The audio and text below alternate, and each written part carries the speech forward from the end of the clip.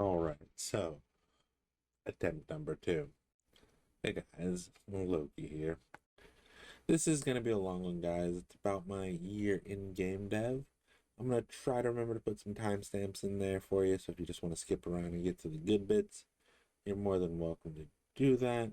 But I would be grateful if you stuck around for the whole video. But, I do understand. Time is precious. If you're only here for certain things or certain projects that I've worked on, I understand. In 2023, I was looking for something to do with some downtime that I had, and I thought back to high school when I'd made a small text RPG on the TI-83 calculator. It wasn't much, but you could name your character, pick your class, fight enemies, and level up. Fast forward 20 some odd years later, and I was thinking of that small little project I made and decided I'd do that again. I decided against working on the TI-83 again, as that was very tedious, and the thought of trying to make it on a calculator was not ideal. So I decided to look for the same or a similar language that could be used. So I looked for TI Basic, and well, I found some things. I set it on standard basic and began working. Quickly realized that working in basic wasn't the easiest thing, as it was hard to find some guides, and while the documentation was good, it still left something to be desired. I also didn't have a jumping off point like I did back in high school, so while looking for assistance, I kept seeing guides and questions related on doing something similar, but in Python. So I began my journey into learning and using Python. Now, at this point, most of what I'm doing is based either on my phone or using JDoodle. I got things going and soon had a very basic opening section for the text RPG, which I just referred to as TBRPG. As I became a bit more familiar with Python and was able to get a few things working like I wanted, I decided to also branch off and work on another project, something that wouldn't be nearly as complex. So if I needed a break, I could go there. And this was another text-based game, this time focused around wrestling. You could create your own wrestler based on a few predetermined values such as weight class, wrestling style, being a heel or a face. Then it would be down to some rock, paper, scissors on which moves would land. So now this is probably mid 2023, and I would sort of let these projects sit for a bit and not do a whole lot with them. It was around this time that I started seeing some YouTube shorts from Pirate Software. Most of these are centered around game dev and his motivation to go make games. It was also where I first heard about Godot. So finding Godot was probably one of the most beneficial things I think that got me back into my game dev journey. There was a web editor, so I could work on it while not at home. I was able to save and move files from my desktop to the web version pretty easily, so I was able to keep working without losing any work or doing small snippets and then having to transfer them over once I got home. Once again, set off to make the TBRPG. I found a tutorial series on YouTube for making a text adventure and began to follow that. It was at this point while working through their tutorial that I realized that what they were making and what I ultimately wanted to make were going in two different directions. I kept going and modified and tweaked what they were showing to try and make it work for me. All this while also learning Godot and GDScript. This is when I would hit the first real roadblock, as I was not entirely happy with the product that was being made, as I wasn't getting exactly what I wanted from this tutorial. It was at this time I decided I needed to take a step back and approach this like I did with Python or something and being done Basic legally, before like with that. local or I needed to national figure laws out and the enforcement it of those. one And step then, I am a at a time. sucker for good packaging. I decided I would first learn how to make something appear on screen. What nodes would I need? What scripting would be required? So I created a very basic start screen. It had a title, a background, and 3 buttons: start, about, and quit, which at this stage did absolutely nothing. I then looked at how to make buttons work. I started with the easiest one, quit. I just needed that when I clicked that button, the game should quit. Got that working, and off we were. We made an about screen for the TBRPG, then we got the start button to load a new scene. I was learning, I was evolving. I knew that I could try and recreate what I saw in the tutorial for text adventures, and while I was working on that, I had an idea. How hard would it be to take a GIF and have that display on the screen?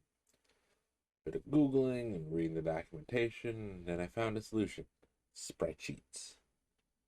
I could turn the GIF into a sprite sheet and have it process the frames, so I found a nice little GIF that had a clean repeat of a futuristic city with flying cars in the background.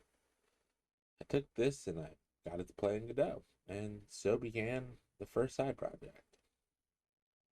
I'd say this is the first side project, and yet it really is the first project. I found an image of a ship and some asteroids and began making a side-scrolling space shooter, or SSSS. I had the background in and working, and I got the ship to appear and began working on getting it to move. I decided up and down was all that I was going to worry about at this time. I had a couple ideas on points and one was an endless runner style where you be scored based on things that you avoided. The other was a more traditional shooter style. I got to work getting colliders and spawners and music into the game, and after a while I had a pretty basic game.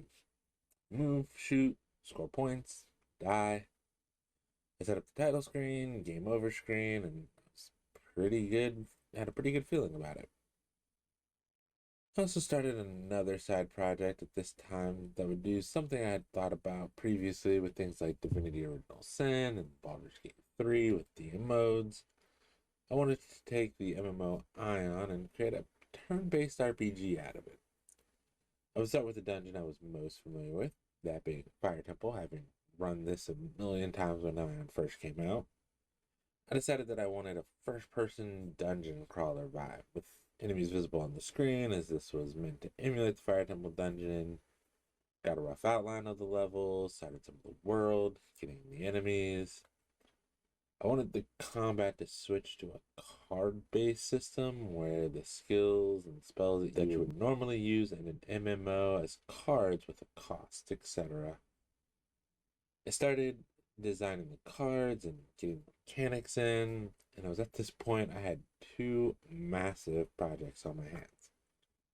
I decided to shelve this one as I was not at a point where I was comfortable with 3D, and the card mechanic would take some time, and I wanted to focus on what I was already working on. Now, this will probably resurface at some point now that I have a bit more of an understanding of 3D and some assets that I could use and incorporate. I would then start getting assets for games from Unreal and Humble Bundle, and at some point remembered that I had purchased some assets that I believe had a space style pack. So, looking for that, decided a bit haphazardly, I will admit, that I would use that to update the visuals of the game I was working on. And herein lies the problem with that idea. We were making a 2D side-scrolling space shooter. The assets I was thinking of using were 3D. Now, if you would have told today me that, then I would have thought I can take those assets into Blender, get 2D still images, and use those to create the game. But past me didn't know that was a thing. So I set out to make a 2D side-scrolling space shooter using 3D assets. So now we started a new project called SSSS 3D. Very original. The shift to 3D was only an asset. I decided I was still only going to limit the player to moving up and down, and everything would still spawn off screen, flying at the player on the x-axis, and the z-axis just wouldn't exist. This was easier said than done, but I got it working. Took my existing code, modded it slightly to work with a new realm of 3D, then started adding power-ups and lives. I even got to working on the boss, which I had been dreading in the 2D version. Ultimately, I got this one finished, admittedly not perfect and with a bit of weirdness. You can actually play this on my itch.io page. That being said, it is a bit jank and there is a slight delay when using a new weapon for the first time. I've mitigated the issue as much as I can, but it's still there, so be warned. With that out of the way, I was free to work on TBRPG in full force again. Now, I had been working on it and making progress while also working on SSSS. Yeah, I kept the name. Had a pretty in-depth system. I even had a good working minimap, enemies, and inventory. I created a small pre-alpha style cutout of the game and I sent it to some friends and some random people on Reddit. I let them play it for a couple weeks and sent a link for a survey so I could gauge the overall feel. Got some really nice feedback and even had some calls with one of the players to go over some of the things that they discovered and make a few new builds. I started focusing on getting everything connected properly and started expanding things like the leveling system, additional skills. I was mostly finished with this and I to start to face the slightly tougher part of fleshing out the story. I was working on the different scenes and getting the atmosphere set and setting hints for the players. It was at this stage, I was full on work mode, loving it, and I was getting things done. Then, my little monster asked if they could make a game with me. Now, I had been working a lot on this, and to have it, my 3-year-old, but just really started playing things like Paw Patrol and Peppa Pig on the PlayStation, asked to make a game. I decided let's see what they come up with. So we sit down and I ask what they want the game to be about. And they're like, climbing a mountain. Okay, good start. When you get to the top of the mountain, you ride a hot air balloon. Okay, so we have a goal now. The balloon will take you to the next mountain. And now we have our gameplay loop. So I took out a notebook and started an admittedly bad drawing of what they were asking for. Asked what other things would they have to do on this mountain climb, and we settled on climbing ropes and avoiding falling rocks. So here comes our new challenger. Side project number 3, codename Kiddo's Game. I went searching for some assets and settled on some made by Kenny. I found characters, some levels, some tiles, and began looking into making tile maps. So I slowly create this little platformer for my 3-year-old, and they play it every day or so to see the progress. Now, it was referred to as Kiddo's Game up until nearing completion when I thought of the title Rain's Ascent. Now had a name and could be played from start to finish. I went in, added some secrets and achievements, mostly for me, and I put that up on my itch page as well.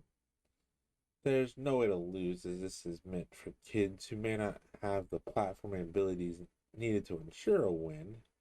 Also, the fact that Monster has a bit of a hard time with moving and jumping, so running off an edge and resetting the character was the easiest way to get them to move forward.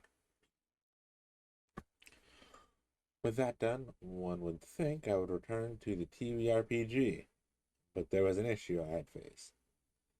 I had started to stream and I felt bad if I would work on a game when not streaming, and then people would come back to a vastly different scene or set challenges that were previously unseen.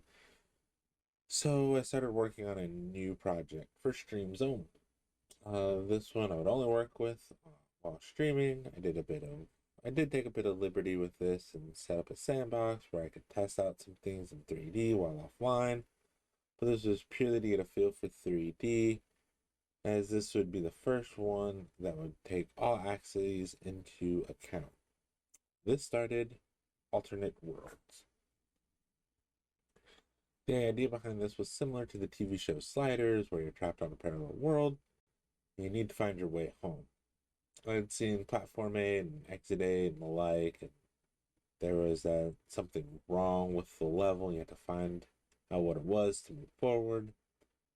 But you're on a parallel world. A lot could be wrong from your home world. So, how would you know? I decided that you would need to travel to 8 different worlds. Very original. And once you had successfully navigated them, you would return home. So then, how would you know what to do? I decided to implement something similar to two truths and a lie. You have a list of truths and about the world that you should be on. You'd have a limited amount of time to explore and determine the validity of these truths. Once the time ran out, you would need to determine if you were on the correct world or not. If you decided you were, you would stay and wait. And if you were on the wrong world, you were supposed to slide out. I hadn't actually thought of a better term, so we're just going to stick with slide. If you chose correctly, you would get a point. After you had 8 points, you would be rewarded with returning home. Now, this is still in the works as I've been really bad at streaming. We'll touch on that more later. So I started working on levels and gameplay mechanics, and I liked what I had set up. The issue was determining what the world you were going to be on and what to do. I believe I have this solved, and we can move on, but again, this is meant to be a stream-only game, so I needed something else to do. I was still slowly working through the story bits of the TBRPG, but at times it started to feel like work. So I looked into doing a game jam. I had previously stated I wouldn't do one due to time constraints, my skill level, and the pressure of meeting a deadline. So I found a jam idea I liked and decided that if I made something, by the time it was due, I would submit. Otherwise, I wouldn't even enter. So I began work on Bit Tower Dungeon for the 1-Bit Game Jam. I started work on a small dungeon crawler using Kenny 1-Bit assets. Was getting close to completing the game and officially entered the jam. Now, herein lies the problem. I had gotten its completion date and another jam's dates mixed up, and so I had to scramble to complete what I had. Now, I say had to because I was mostly done. I just had a few things that need to be tweaked, and I should be good to go. Found quite a few bugs, and a few pointed out by those who played it, went about fixing what I could during its time in the jam. I know of a few minor bugs that still exist, but I was satisfied with what I had, and if the need is big enough, I will go through and make the necessary changes. Yet another game that is playable over on my itch page. And if you want to see more of it, please let me know. I could dust off that code and workshop a bit to fix it up, and there were still some things that I wanted to expand on as well. With that jam completed, I did have another one on the horizon I was excited for. The Senti Game Jam. So this one was to be used the Senti assets, thank you, Humble, and create a game with the theme of It Never Ends. So I created Trick Kill Treat, a game about going trick-or-treating in a building, but the tenants aren't all friendly. If you know your horror movies, games, and some real-life serial killers, you should be able to pass this game. It loops through 3 hallways that you have to trick or treat at. You have a counter for how much candy you've gotten. The tutorial is very short and meant to give you a bare bones idea of how to play. Once you've passed those first 2 doors, the real game begins and your candy is on the line. Like the theme suggests, there isn't an end if you die. You just start over with no candy. You can quit the game after you've completed one full loop or after the first death, whichever comes first. This will reveal a bit more of the story and some stats for your run. It was an overall fun experience, and I much preferred this jam entry to my 1-Bit.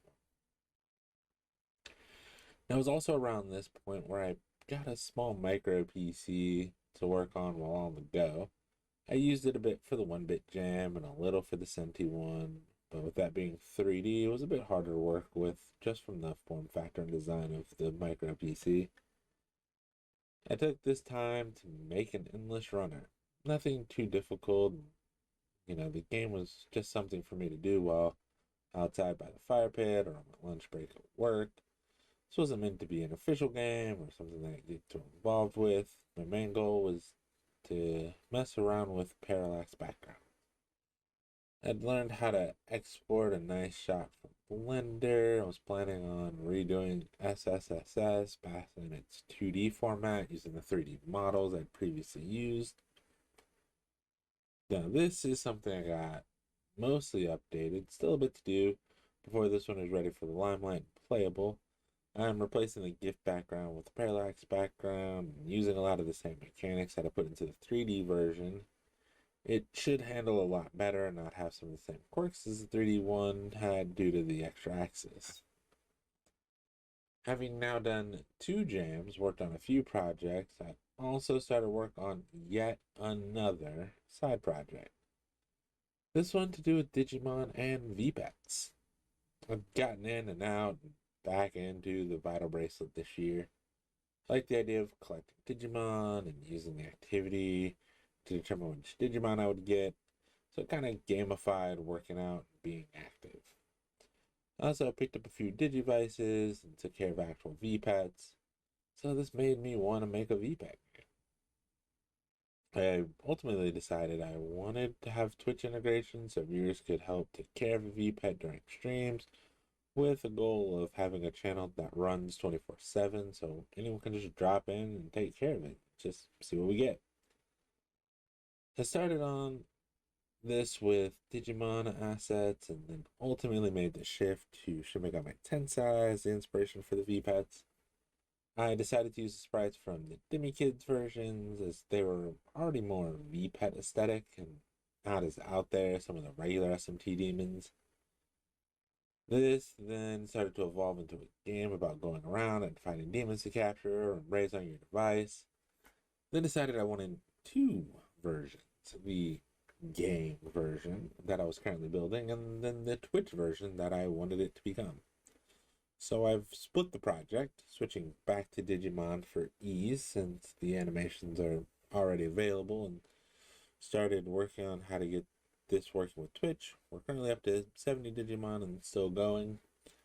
Hoping to get a V1 out sometime soon, and this would just entail raising the Digimon. With V2 adding things like adventure mode, additional mods, and possibly even bringing that SMT crossover in. Now, this brings us to about November of 2024. It's now been almost a year, and I've loved game development. Watching YouTube videos, hanging out in streams, making friends in the indie game community. So, when I heard about a different game engine that was user-friendly and intuitive, I decided to give it a go. I'd watched a video talking about The Fold, an admittedly older game engine that uses the Lua language. I had a passing knowledge of what Lua was as a language and thought it would be fun to learn how to use it and make a game in this new, to me, engine. So I hop into The Fold and try to do what I always do. Get something to appear on screen. I was struck by how minimalist and yet overly engineered the engine was. Wanted a simple sprite image to display, but I can't just use the PNG or JPEG file I put into the project. I had to first make it into an atlas, so that it could be read, and then assign that to a sprite, and then state which animation it would have, even if there were no animations to be had. It all seemed a bit strange and overly complicated for something so simple, and such would become my mantra. Now, I watched some videos, all horribly outdated, and read the documentation, trying to get an understanding of what I should be doing to get a game made. I started with getting the sprite from the endless runner on screen and to play the run animation. This worked well enough. I then decided I would work on expanding the 1-bit game. I figured this would be the easiest thing as a simple 1-bit game with just tiles and sprites. Oh, how wrong I was. I began by making a pretty basic town layout, nothing too fancy, as the placing of the tiles in the fold gets tedious real fast. I slowly got my grid-based movement system in with a lot of help or attempted help from ChatGPT and Meta AI. Now, I mentioned this as I've not used any AI support for any of the games I've made previously. I was able to find tutorials or guides or just fumble my way through it with Godot, but so little out about the Fold, it was a bit harder. And I also want to prove that AI just isn't always the best option. Now, I do not blame AI for the issues that arose from working with the Fold. I put those squarely on the Fold. It was overly complicated to do a lot of the simple things. I couldn't get a good collision system to work with my grid-based system. I tried every combination, even with AI, as well as what I could find online. I ultimately got something to work by turning gravity off and using built-in collision detection.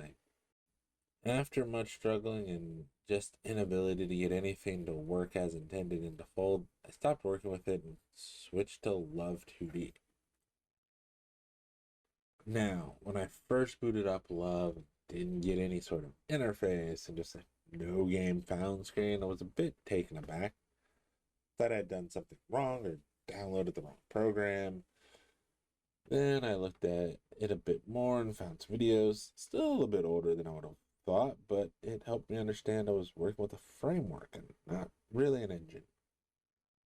Well, I was determined to learn Lua and try to make something with it, so slowly started working with Love 2D and getting things to display. Still didn't have a solid idea of a game, so just kind of messing around. I still ran into the issue with collision in Love that I did with the Fold, but I was able to get around that with a bit of subterfuge and smoke and mirrors. It's my current understanding that this will probably be a pain point for me if I work with collisions, but I proceeded with learning Lua and using Love 2D. I still didn't have a game that I was wanting to implement in Love, so I just kind of messed around with grid-based movement, characters, janky collision, and some other aspects that I had some understanding with in Godot, but would like to learn with Lua. I decided that if I was going to work in Love, I would need a game. I had an idea for one, but it would work best in 3D, not 2D. But I figured I could prototype it into 2D. Basic working knowledge and feel for Love 2D in Lua. So I began a project codenamed Grid Game. Started off simply, getting some buttons on a screen with some text. Now, with a bit of help from AI, I was soon able to have a button with the name of the button in a different color. They were even aligned in the middle of the screen. So far, so good. I then proceeded to have each button load a different board that could be played on. These were all separate sprites, but as a way to cheat, I added them all to one file so I could use quads. This was something I learned from getting a sprite to play and animation when I was messing around. I was able to have each button show the appropriate board and the ability to go back or accept the board, and it began allowing pieces to be placed on said board. It was at this time that I found a video of someone who was going to be making new videos for the Fold. I watched a few. I had a bit more Lua knowledge with my good game, and since I had something to work towards, I figured I would take what I had made in Love and try to recreate it in the Fold. This way I have something to compare and work towards. I regret going back to the Fold.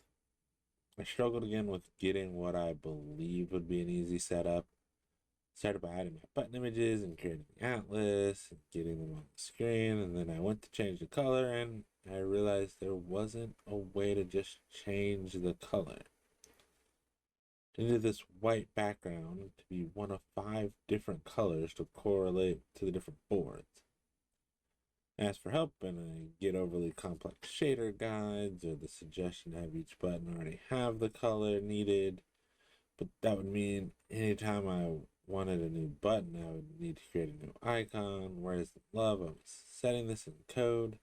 Now, I knew I could do that with the Fold, but it's a game engine. It has a visual component. I thought I would be able to visually see this on screen. I finally figured out that it had to be a GUI scene, and then add the sprite, and I could color. Seems a bit stupid, but we're finally moving again. Then I wanted the buttons to work and to load to the appropriate image. This turned into a nightmare on collection factories versus collection proxies. The idea that every level needs a proxy and for them to all be set up at the start is ridiculous. No matter what, I couldn't find a way to change scenes just by calling the one I wanted. Thought a factory would do this and just change the collection it would load, but that didn't work as designed either. I fought for days to try to figure out a simple way to do what I was already doing in Love and could easily do in Godot. It was at this time that I officially decided the fold wasn't working. It was not the user-friendly, intuitive game engine that it was hyped up to be. Now, if you're using the fold, more power to you. And if you want to hop on a Discord call and tell me about the joys of the fold and guide me, I welcome it. But until then, I've sworn off the fold. So, back to Love we go. We get a good foundation for the grid game in Love and even started working on movements and such, but I had one problem. I was leaning pretty heavily on AI to assist with making things work. While not everything worked out of the box, and I did have to finagle it to get it to do exactly what I wanted, I was really relying on it. That's not good. I needed to break away and learn organically. So I started watching a video about game ideas, like I really need any more of those. Then I saw a suggestion that I liked, mostly. It was time to work on a survival game based around time. Now, I took this and put a little twist to it. Since I was told one of the projects I had made in Love was very board game-like, I figured I would lean into that and make something akin to Clue. So, you're a time detective who can manipulate time to stop events from happening. But you are meddling with time after all, and I can have unforeseen circumstances. Thus, Killing Time was born. I worked on getting a title screen made, and since I had my old projects to look back on, I was able to set up buttons and scene switches, and we were off. I then looked into the 2D assets that I had and found some character avatars. Perfect. This would work for both the board game portion as well as any dialogue that would be required. I somewhat know how to modulate the aspects I need and, well, sometimes wind up doing this after the fact, looking at you dialogue and outlines. I slowly started to piece some of the bits and bobs I had learned or been given by AI to formulate the workings of a game. Now, I wanted to also steer clear from using lots of libraries, as I could see this becoming a whole thing where I just utilize what someone else has done to make things work. I want to try and learn as much as I can and make it work on my own. So, with some help from AI for concepts that I wasn't entirely sure of, and really just fixing some annoyances I have, I'm proud of it. It's still in its infancy, and it's really just a title screen, which is on its third iteration, an intro area, and a tutorial, which is still being worked on. But I did get the hover mechanic and the highlighting displaying rooms done without any help. The only thing I had help with was making it so that if any of the rooms have an overlap, only one of them is displayed. Now, this is something I might have figured out, but it was such an easy enough fix that I might have overcomplicated it if I had tried to do it myself. I will say that I do enjoy working in Love 2D, and I would say to anyone who is looking to use it to give it a go. Just know it will take a bit of getting used to, and you don't get to see your changes take effect in real time. Unless you want to use the Lick library or figure out how to do that on your own. Doesn't seem to work in modules, but I also haven't tried putting them on all the modules, so who knows. So, that's my year in game dev. So what's next? I need to get back into streaming over on twitch.tv/LokiTrickster. I really just need to get out of my head and learned that showing the process of learning is also part of the game dev streaming process. I'll try and also take videos of what I'm working on and have those uploaded as shorts, and maybe try to do a video of what I've done for the week. So, if you've stuck along this far, thank you. And I hope to see you in the future. Let's go make games.